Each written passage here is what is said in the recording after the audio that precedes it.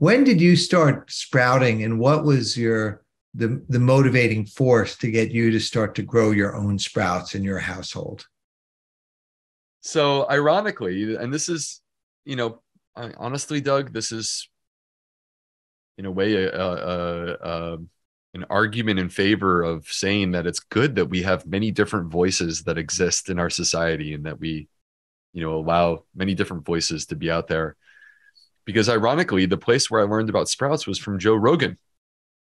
Right. Not him specifically, but he had Rhonda Patrick Right. on his show many years ago. And she was heralding the benefits of broccoli sprouts. And it opened up both myself and my wife, our interest in the benefits, the health benefits of broccoli sprouts. And so we started to read and learn more about this. Jed Fahey from Johns Hopkins University has been involved in sprouting research and broccoli sprout research for many years. And we came upon his work. And this led to my wife and I incorporating broccoli sprouts into our family routine. So not just for myself or herself, but also being delivered for our children, finding ways to ensure that our children would include broccoli sprouts in their daily routine. So it really was initially broccoli sprouts. And there was an expansion that took place. And I would, to be completely frank and honest, say to you that the expansion beyond broccoli sprouts was, I think, predominantly motivated by you, to be honest with you. So there was enthusiasm for broccoli sprouts. There was enthusiasm for sprouting in some capacity. But then I read your book. And after reading the Sprout book, it, in a way, opened and unlocked Pandora's box in my life, because then it really allowed me to see the tremendous value that exists in sprouting beyond just broccoli. Yeah, I feel that if the dollars were there and the research was done, there'd be troves of information and research and benefits, on all sprouts from that level. If research dollars were assigned based upon the potential to improve human health and human lives, we would be funding a very different research than we currently fund. Yeah. And it is problematic because it's a paradox, or it's an issue that we are instead funding things that in many cases are not in fact good for humans. Yeah. Well, it's interesting. It's really interesting.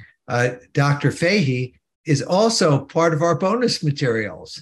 So we've got some bonus interviews with Dr. Fahey, who's extraordinary individual. I had a feeling he would be in here somewhere. Yeah. When we talk about sprouts, and you talk about growing them, for you, how many jars are you growing at any given time? I like to sort of attack this in terms of different phases of sprouting. So there are the sprouts that I can whip up in 2 days or 3 days. And that is more along the lines of lentils, peas, chickpeas, the quick sprouts. And so those I tend to be honest, consume on a higher level than I do the other forms of sprouts. But part of it is they're so readily accessible.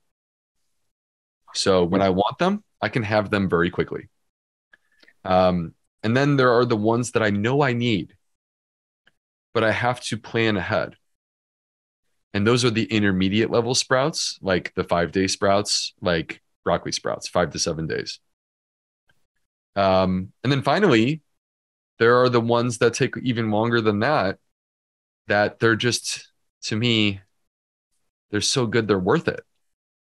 And they're unlikely to be the foundation from a consumption perspective. Like, I'm not going to consume them on such a high level.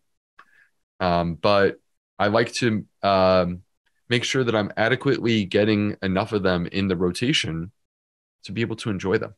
And an example of that would be onion sprouts. I think that onion sprouts are the the most delicious sprouts. I mean, they're, from a flavor profile perspective, game changers. Yeah. And so I like to have a little bit of this like sort of 3-phase approach, like 1 or 2 bottles of short term, 1 of broccoli, and 1 of onion. That's sort of my typical. It's really interesting, when you say that. And when we talk about sprouts as medicine, right? The view that I've been talking about, for 5 years now is sprouts as food, right? Sprouts as vitamins and minerals, sprouts as medicine. How are these vegetables medicine? Nature provides. Nature is incredible. And sprouting is about transformation. What was a seed and remained a seed for a very long period of time, if you think about it within the context of a plant life cycle. It remains dormant as a seed for so long, and then you basically punch in the secret code, and it comes to life, and it germinates, and it opens up, and it unlocks its potential. And in there, the benefits that you discuss in this masterclass, increased enhancement of protein and fiber, and it's quite fascinating to think about increasing of vitamins. But there are these phytochemicals. Phytochemical means plant-based chemical. And many of our modern prescriptions and pills are medicines. They were phytochemicals. And we discovered them, and the pharmaceutical company basically capitalized on them. But they originated from a plant.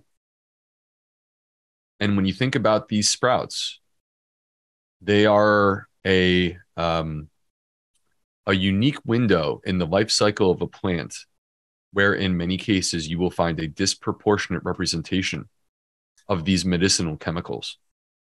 They're highly concentrated. So as an example, and I know that I'm quite sure that you've already discussed this within the masterclass, but I'm going to come back to it because I think it's important for people to hear that. For example, with broccoli sprouts, what I was attracted to was that you could get this chemical compound called sulforaphane.